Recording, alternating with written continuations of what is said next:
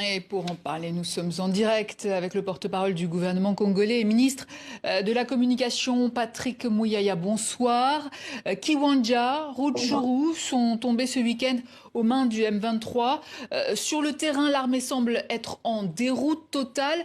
Comment expliquez-vous cet échec ?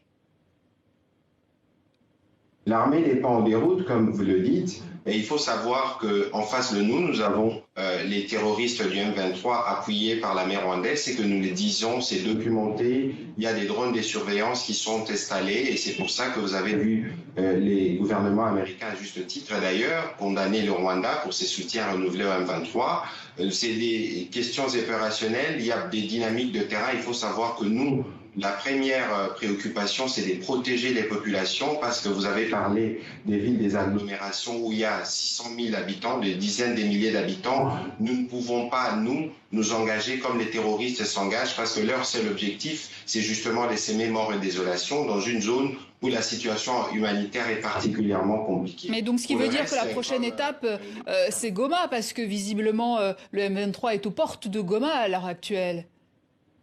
Alors nous allons défendre chaque centimètre de notre territoire. Je ne suis pas malheureusement habilité pour parler des questions opérationnelles, mais il faut savoir que cette détermination, elle est forte, elle part du président de la République et traverse toutes nos forces armées, et vous allez voir ce qui y arrivera dans le prochain jour. Mais pourtant, Patrick Muyaya, il y a 2 semaines, un nouveau chef d'état-major général des forces armées avait été nommé, mais cette nouvelle feuille de route ne semble pas marcher non plus, visiblement.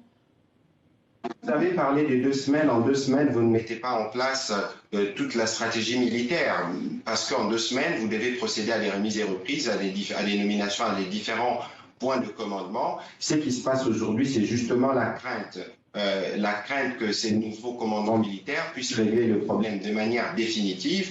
Et le Rwanda, comme dans sa stratégie, c'est la violence, il choisit cette voie pour s'aimer beaucoup de désolation. Aujourd'hui, nous nous posons véritablement la question: que veut le Rwanda? Que veut le président Kagame? Alors que nous sommes engagés dans plusieurs processus de paix, alors que cette région a déjà perdu de millions de compatriotes, aujourd'hui, il faut bien qu'ils se remettent en question et qu'ils se disent que la stratégie de la violence, ce n'est pas la stratégie qui va garantir la paix dans la région de Grand Lac. Et justement, est-ce que vous savez ce que veut le président rwandais, ce que veut Kigali ?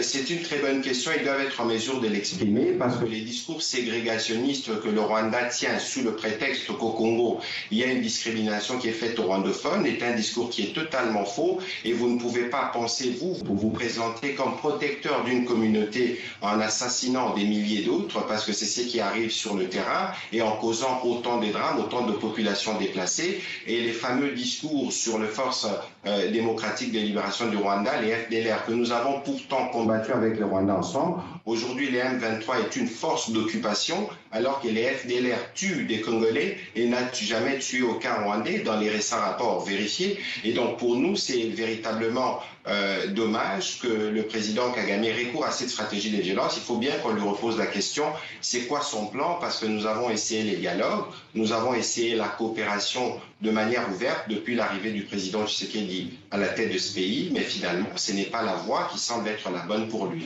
Et aujourd'hui, la communauté internationale devrait agir davantage, non pas seulement pour condamner le Rwanda, mais aussi les sanctionner pour cette attitude inutilement belliqueuse. Mais d'ailleurs, que dit le droit international dans cette affaire? Des recours sont-ils possibles?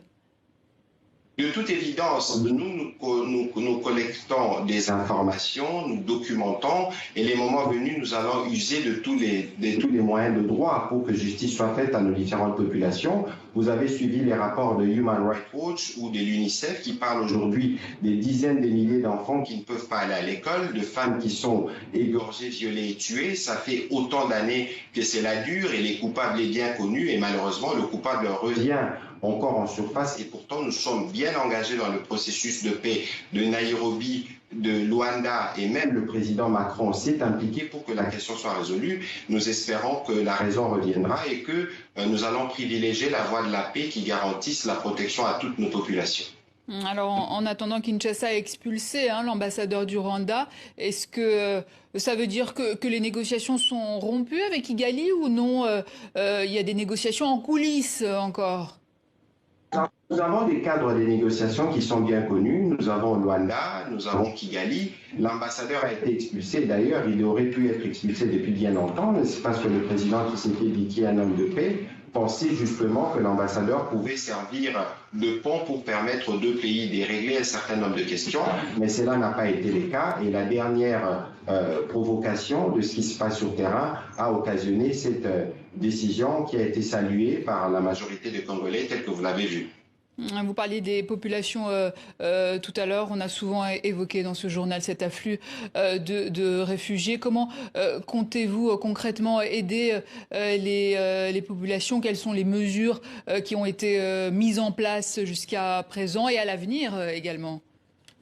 Les plus urgents pour nous, comme le président de la République l'a mentionné au cours du dernier Conseil supérieur de la défense, c'est la situation humanitaire. Vous voyez les images qui défilent, c'est des images dramatiques. Nous ne savons pas combien il en faut des images de ces types pour que le monde puisse réagir, pour que nous puissions mettre fin à cette forme de génocide. Vous savez, madame, le prix que nous payons aujourd'hui, c'est parce que nous avons accepté en 1996, à la demande de la communauté internationale, d'ouvrir nos frontières et d'accueillir des réfugiés rwandais. Aujourd'hui, 26 ans après, il y a plus de 8 millions de morts du côté congolais et les drames continuent et le monde ne semble pas assez préoccupé pour que cela se résolve. Et c'est bien dommage parce que nous avons la MONUSCO qui est ici depuis autant d'années. Nous essayons du mieux que nous pouvons de travailler pour régler ces problèmes. Et tant qu'il y aura cette attitude belliqueuse du côté du Rwanda, le problème ne sera pas résolu parce que visiblement, il n'y a pas des motivations claires. Peut-être qu'il y a des motivations économiques de continuer les processus de pillage, mais qui n'est pas de nature à régler le problème tel que nous le souhaitons de manière pacifique pour que nous puissions parler économie et faire prospérer la région parce que les populations congolaises et rwandaises sont appelées à cohabiter. Patrick Muyaya, merci. Je rappelle que vous êtes porte-parole du gouvernement congolais et ministre de la Communication.